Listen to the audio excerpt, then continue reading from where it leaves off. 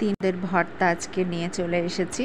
প্রথমেই আমি আলুর ভর্তা রান্না করে দেখাবো। তো আমি আলুকে সেদ্ধ করেই রেখেছি প্রথমেই, এবং এখানে দুটো শুকনো মরিচকে খুব ভালোভাবে ভেজে নিয়েছি সরিষার তেল দিয়ে এবং লবণ দিয়ে, কিন্তু খুব সুন্দরভাবে এটাকে ক্রাশ করে নিব যাতে সুন্দরভাবে তার ঘ্রাণটা ছড়িয়ে যায়। এবং পেঁয়াজের বেরেস্তাও আমার রেডি আছে। সুন্দরভাবেই আমি পেঁয়াজের সাথে মরিচ এবং নুনকে খুব ভালোভাবে কিন্তু মেখে নিচ্ছি। এতে করে খুব ভালোভাবে ম্যারিনেশনটা হবে এবং আলুর ভর্তাটাও অনেক বেশি টেস্টি হবে। আলুর ভর্তা কে না পছন্দ করে না? আসলে আমরা বাঙালি, মাছে ভাতে বাঙালি হলেও কিন্তু আলুটা আমাদের অনেক বেশি ফেভারিট একটা খাবার। প্রত্যেকটা জিনিসে আলু না হলে আমাদের কিন্তু চলেই না। এবং আলু কিন্তু অনেক সুন্দর একটা খাবার। সেদ্ধ আলু কিন্তু হজম শক্তি বাড়ায়, তাই শিশুদের জন্য কিন্তু এই খাবারটা ভালো মনে করা হয়। এবং বাচ্চাদের বাড়তি বয়সে কিন্তু তারা কিন্তু অনেক পছন্দ করে থাকে আলু। এবং আলু আসলে খুব ভালো স্বাস্থ্যের জন্য, তবে ডায়াবেটিক্স পেশেন্টদের জন্য নয়। তাহলে আমাদের সেদ্ধ আলু আমি এখানে সব কিছু রেডি করে রেখেছি। সেদ্ধ আলুকে এখন আমি ভালোভাবে মেখে নিচ্ছি। দিয়ে দিচ্ছি সরিষার তেল দিয়ে আবারও আমি খুব ভালোভাবে মেখে নিব। এত সুন্দরভাবে মাখবো, হাত দিয়ে খুব ভালোভাবে মেখে নিব। আলুর ভর্তা কিন্তু এই পেঁয়াজ বেরেস্তার সাথে যত ভালোভাবে মাখবেন ততই সুন্দর হবে আপনার ভর্তাটা এবং খেতেও সুন্দর লাগবে।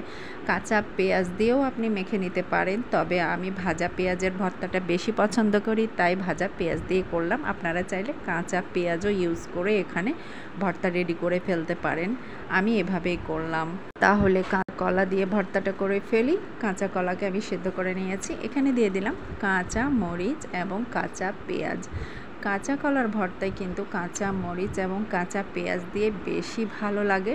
সেদ্ধ করা কাঁচা কলাটা দিয়ে দিব আমি এখানে এবং সবগুলোকে খুব ভালোভাবে মেখে নেব।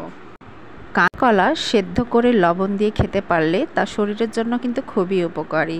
এবং কাঁচা কলা উচ্চ মাত্রায় ভিটামিন এ, ভিটামিন বি6, ভিটামিন সি, পটাশিয়াম, ম্যাগনেসিয়াম ও ফসফরাস রয়েছে।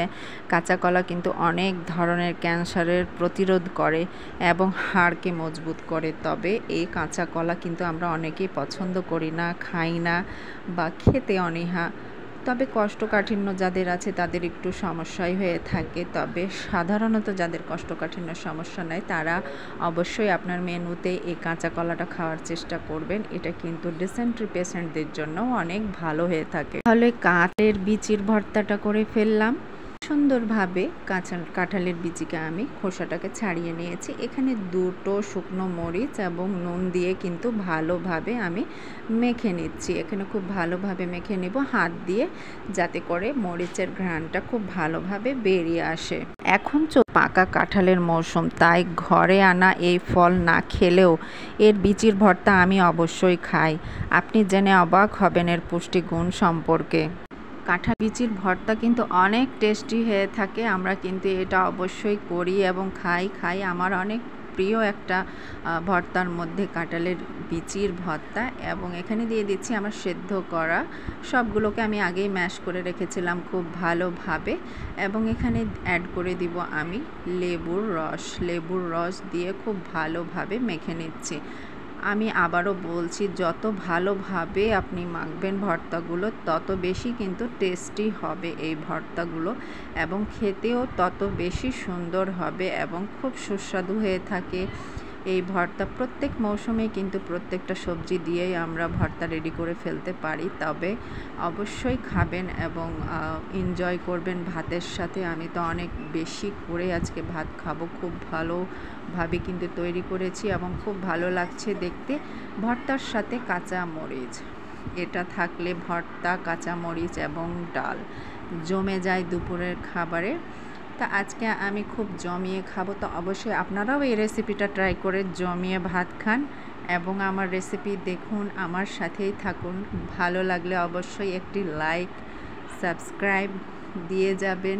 সুন্দর একটা কমেন্ট আশা করছি আপনাদের কাছ থেকে। ভালো থাকেন, সুস্থ থাকবেন এবং আমার ভিডিও নিয়মিত দেখতে থাকবেন। আশা করি আপনারা সকলেই ভালো থাকবেন। আল্লাহ হাফেজ।